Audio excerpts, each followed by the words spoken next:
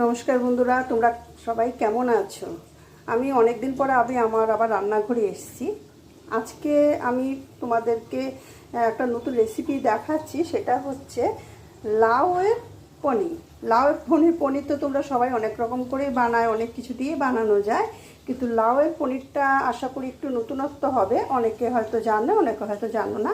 তো যারা না জানো তারা তো অবশ্যই একবার ট্রাই করবে, আর যারা জানো তারাও আমার মতো করে একবার করে রান্না করে দেখবে কেমন হলো।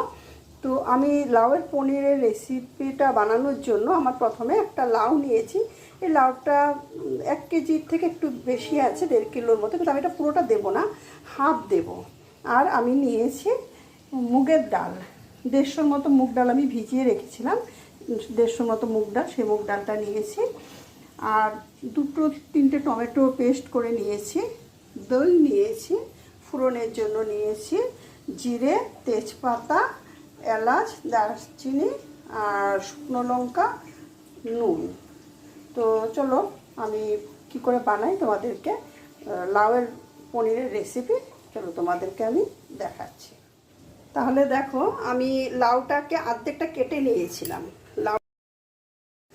তাহলে দেখো, লাউটাকে আমি গোটা লাউটার লাউটা অর্ধেকটা নিয়েছি। দেখো, এই লাউটা অর্ধেকটা আমি খোসা ছাড়িয়ে এরকম ছোট ছোট করে, অনেকে তোমার লাউয়ের তরকারি করে বা ফ্রাই করে, সেরকমভাবে আমি এটাকে কেটে নিয়েছি। এবার আমি মিক্সির মধ্যে, যেহেতু আমার অনেকটা রয়েছে, আমি পুরোটা দুবারে করব, তো এর মধ্যে দেখো আমি লাউটা দিয়ে দিলাম মিক্সির বাটির মধ্যে। আগে আমি লাউটাকে পেস্ট করে নেব। তো চলো আমি পেস্ট করি। তাহলে দেখো, আমি লাউটাকে একদম পেস্ট করে নিয়েছি মিক্সি দিয়ে। এবারে আমি তোমার ডালটা দিয়ে দেব, আর ডালটা দিয়ে তার মধ্যে দইটাও দিয়ে দেব। মানে জল আলাদা দেব না, আমি এই দইটা আর লাউটা দইটা আর তোমার ডালটা একসঙ্গে পেস্ট করব। তাহলে দেখো, আমার এই দই আর তোমার মুগ ডাল পেস্টটা হয়ে গেল। এবার আমি এই লাউয়ের পেস্টের মধ্যে একসাথে পুরো মিলিয়ে দেব, দুটো পেস্ট একসঙ্গে মিলিয়ে দেব। আর এর মধ্যে আমি দেব নুনটা পরিমাণ মতো দেব। তোমার একটুখানি চিনি দিলে বেশ ভালো লাগে খেতে, তো আমি একটুখানি চিনি দেব। চিনিটা অ্যাকচুয়ালি অপশনাল। তো লাউ একটুখানি মানে কি বলবো তোমাকে, একটু জল জল টাইপের, তো এর মধ্যে যদি আমরা চিনিটা দিই তাহলে আর একটু টেস্টটা ভালো হয় নুন আর চিনিতে। তো এটাকে না একসাথে পুরো আমরা এটাকে করে নেব, মিশিয়ে নেব পেস্টটাকে। কিছুক্ষণ টাইপে এটাকে আমি রেস্ট করতে দিই। এবার দেখি কড়াইটা আমার গরম হলো কিনা। কড়াইটা তো মোটামুটি গরমই হয়ে গেছে। কড়াইয়ের মধ্যে সাদা তেল দেব, আর যতটা সাদা তেল দেব ঠিক ততটা পরিমাণে এর মধ্যে ঘিও দেব। আমি ঘিটাও সেম পরিমাণে আমি দিলাম, সাদা তেলের পরিমাণে ঘিটা দেব। এটা একটু গরম হোক, নাড়িয়ে দিয়ে একটু গরম হয়ে যায় ভালো করে। দেখো, যেটা মোটামুটি গরম হয়েছে।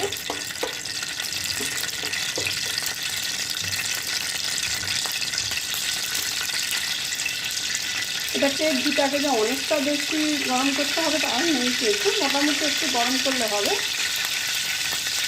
এবার আমি এর মধ্যে পেস্টটা দিয়ে দিলাম পুরোটাকে। আর আমার তো সব কিছু মিশানো ছিল, দিয়ে না এটাকে আমি এরকম করে কিছুক্ষণ একটুখানি ধৈর্য ধরে তোমার এটাকে একসাথে একটু কষাতে হবে, শুকনো শুকনো হয়ে যাবে কষাতে। দেখো, আমি এরকম করে শুধু এটাকে কষাতে, নাড়াতে হবে কনস্ট্যান্ট, কিন্তু নাড়াতে হবে। যদি না নাড়াও তাহলে কিন্তু মুশকিল। তাহলে দেখো, এটা একদম একটু তোমার টাইম নিয়ে এটাকে নাড়াতে হবে। নাড়াতে নাড়াতে এটা পুরো পজিশনটা এরকম হয়ে যাবে। আমার তো হয়েই গেল এইখানটা। তো এবার আমি কি করব, দেখো, একটা ইয়ের মধ্যে তাহলে দেখো এটাকে আমি এরকম পুরো ছানার মতো করে দিলাম।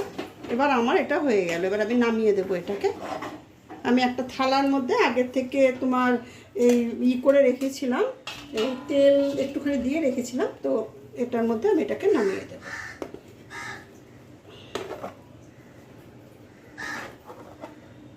পুরো এটাকে আমি নামিয়ে দেবো। তাহলে দেখো এটাকে আমি এরকম করে পুরো সমান সমান সমান করে দিলাম, প্লেন করে দিয়ে এটাকে আধা ঘন্টার মতো ঠান্ডা হতে দিতে হবে। কতটা হয়েছে দেখো, হাফ তোমার লাউ দিয়ে আর ওই 150 মতো তোমার ওই মুগ ডাল দিয়ে এতটা পনির হয়েছে যে পুরো 2 দিনের মতো তোমার হয়ে যাবে। এবার এটাকে আমি দেখো আমি কড়াইয়ের মধ্যে তেল দিলাম। এবার আমি একটা সেই তরকারির মতো করব, তো সেই জন্য আমি কড়াইয়ের মধ্যে একটা তেল দিয়েছি। খুব বেশি একটা অনেকটা যে তেল দেবো সেটা নয়। আর ওই সেম প্রসেস আমি একটু যতটা তেল দিয়েছি ঠিক 1 চামচের মতো ঘিও দেবো, কেন একদম নিরামিষ রান্না, আর ঘি দিলে তোমার একটু ভালো লাগে আর একটু খেতে টেস্ট হয় জিনিসে নিরামিষের মধ্যে। একটুখানি আমি এটাকে দেখো গরম হলো, এটা গরম হচ্ছে ঘিটা। এবার আমি দেব 2টো তেজপাতা, দেব জিরে ফোড়নে, দেব এলাচ, আর শুকনো লঙ্কাগুলো আছে না, শুকনো লঙ্কাগুলো একটুখানি মাঝখান থেকে করে দিলাম, দিয়ে মশলাটা বেশ একটু ভাজা ভাজা হবে, ফোড়নটা হবে।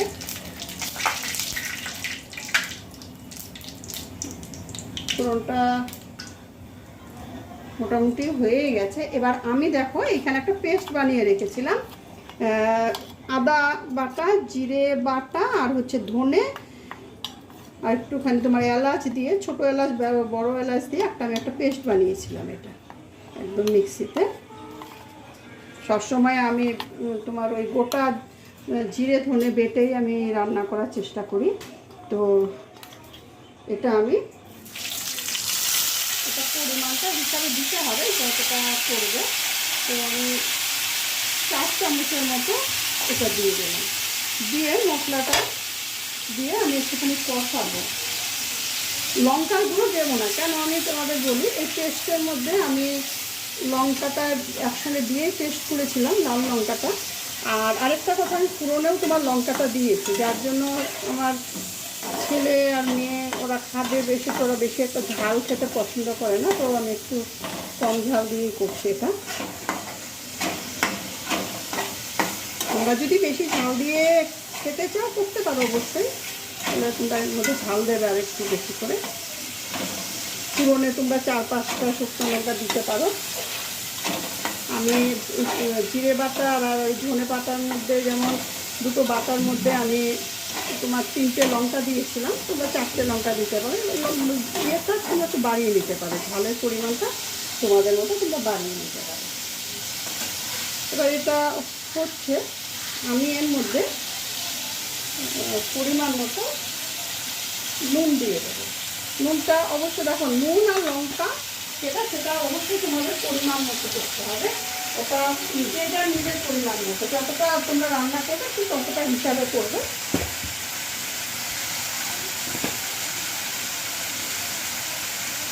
আমি এটাকে একটু নাড়িয়ে দিলাম।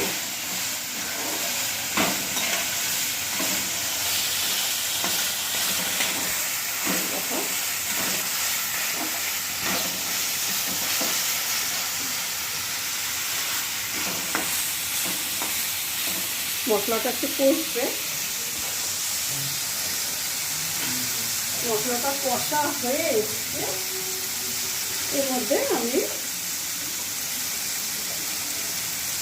হলুদ দেবো 1 চামচের মতো। হলুদটা খুব একটা বেশি দেবো না। আর দেবো টক দই কিছুটা, এই 3-4 চামচের মতো টক দই ছিল, এটাও আমি দিয়ে দিলাম। দিয়ে এটাকে মশলাটাকে আমি কষাবো। দেখো মশলাটা আমার ভাজা হয়েছে। এবার আমি এর মধ্যে টমেটো পেস্ট করে রেখেছিলাম, 3টে টমেটো তোমাদের বলেছিলাম, সেটা পুরোটাই আমি দিয়ে দেবো। টমেটো পেস্টটা দিয়ে দেবো। দেখো একদম নিরামিষ। এটা অনেকে যদি তোমার কৃষ্ণ ঠাকুরের বা কেউ ভোগ লাগাতে চায়, ভোগেও তারা এটাকে দিতে পারবে। এর মধ্যে কোনো তোমার নেই, রসুন কিছু নেই, একদম পুরো ভেজ। সেটাকে আমি একটু কষিয়ে এর মধ্যে, নিরামিষ রান্নায় তোমরা জানো একটু চিনি দিলে টেস্ট ভালো হয়। আমি 1 চামচের মতো চিনি দিলাম। এবার চিনিটা হচ্ছে অপশনাল, তোমরা চিনি দিতেও পারো আবার নাও দিতে পারো। আমি নিরামিষ রান্না করলে চিনি একটু দিই, তো সেই জন্য আমি তোমার চিনি দিলাম। এটাকে আমি এবার কষাতে দিই। দেখো আমার মশলাটা খুব ভালো করে কষানো হয়ে গেছে, আমি একদম কষিয়ে নিয়েছি। এবার আমি এর মধ্যে জল দেব। ওই যে বাটিটা দই দিয়েছিলাম ওই বাটিটা দিয়ে 1.5 বাটির মতো পরিমাণে জল দেব, দিয়ে একটু ঝোলটা আমি ফুটতে দেব।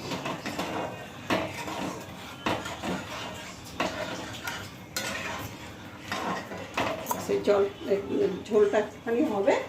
এবার দেখি পনিরের কি অবস্থা হয়েছে। দেখো বন্ধুরা, একদম পনির আমার রেডি।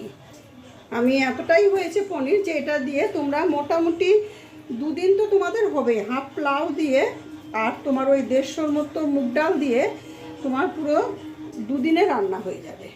তো এবার আমি এটাকে পিস পিস করে কাটবো। দেখো কত সুন্দর হয়েছে, সাইজ করে এটাকে কেটে নিলাম আমি। তোমরা না গরম বেলায় কিন্তু ওটাকে কাটতে যাবে না সাইজ করে, যখন এরকম হবে তখনই কাটবে। এবার দেখো যে যেরকম সাইজ দেবে, আমি আমার মতো সাইজ দেব, তোমরা তোমাদের মতো সাইজ দেবে। এত সুন্দর হয়েছে দেখো, মনে হচ্ছে একদম সেই কেনা পনিরের মতো। কি সুন্দর লাগছে দেখো, কেনা পনিরকেও মনে হচ্ছে যেন একদম করে দেবে। আমি তোমাদেরকে সয়াবিনের পনিরও একবার করে দেখাবো। সয়াবিনের পনিরটাও খুব সুন্দর হয়। তো এটা আমি যতটা নেব, আমি ততটা তোমার আজকে যতটা আমার লাগবে আমি ততটা নেব, আর বাকিটা তোমার আমি করে দেবো, ওই ফ্রিজে রেখে দেবো। আবার কিছুটা তোমার নিরামিষ এখন চলবে, যেহেতু কালী পুজো, তারপরে তোমার কালকেও চলবে, চতুর্দশী আছে আজকে, কালকে অমাবস্যা, পরশুদিন অমাবস্যা, তো এখন আমাদের নিরামিষই চলবে। তো নিরামিষ পর্যন্ত আমার তো এটাকে রাখবো।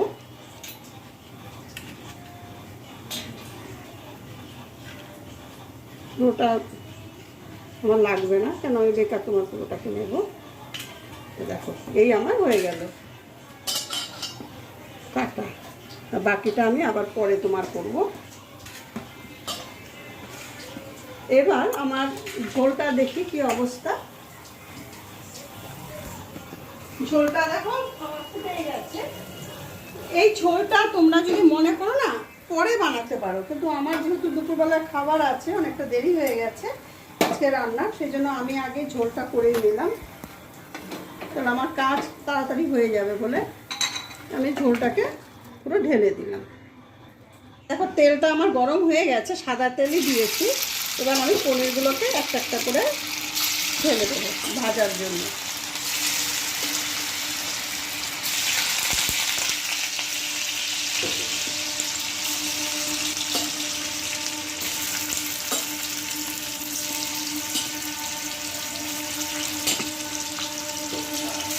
পনিরগুলোকে আমি ভাজার জন্য আস্তে আস্তে করে দিয়ে দিয়েছি।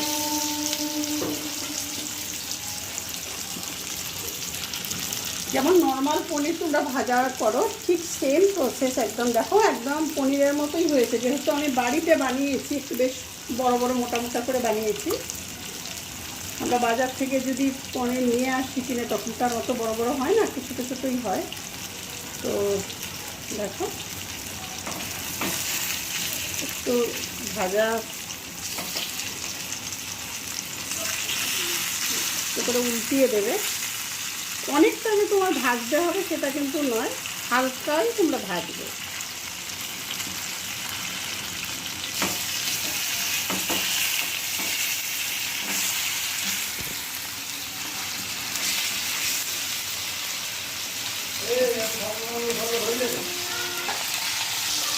তাহলে আমার পনিরগুলো ফ্রাই হয়ে গেছে। এবার আমি একটা একটা করে ওর মধ্যে নামিয়ে নেব।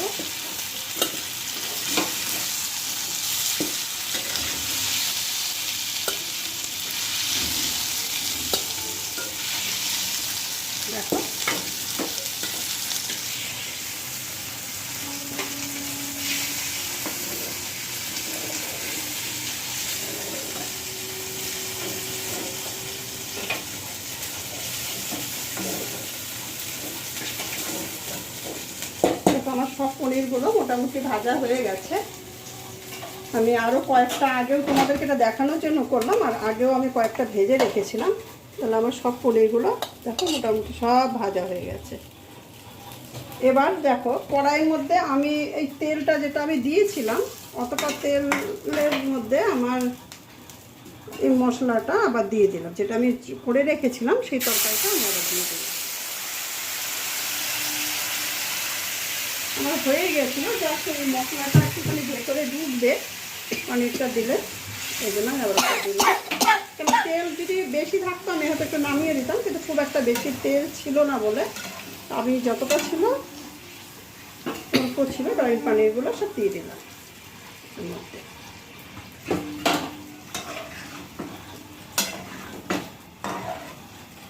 সব পনিরগুলো দিয়ে দেবো।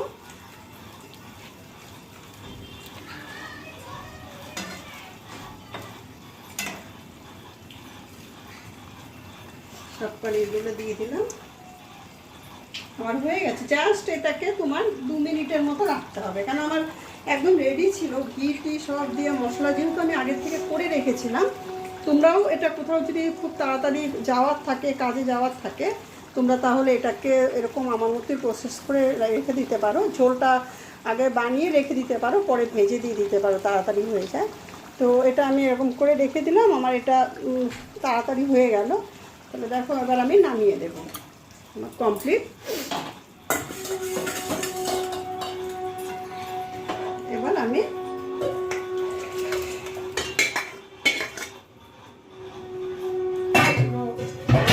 আমার হয়ে গেছে।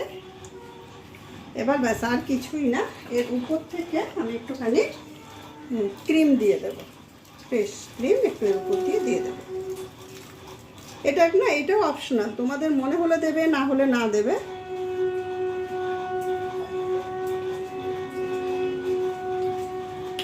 তাহলে দেখো বন্ধুরা, এই আমার হয়ে গেল পনিরের লাউ পনিরের রেসিপি। লাউ পনিরের রেসিপি অবশ্যই তোমরা একবার বাড়িতে ট্রাই করবে, এবং কীরকম হয় তোমরা আমাকে একবার জানাবে। সাবস্ক্রাইব করে দিও চ্যানেলটাকে, তাহলে আমি আরও নতুন নতুন ভিডিও বানাতে পারবো। ভালো থেকো, টাটা।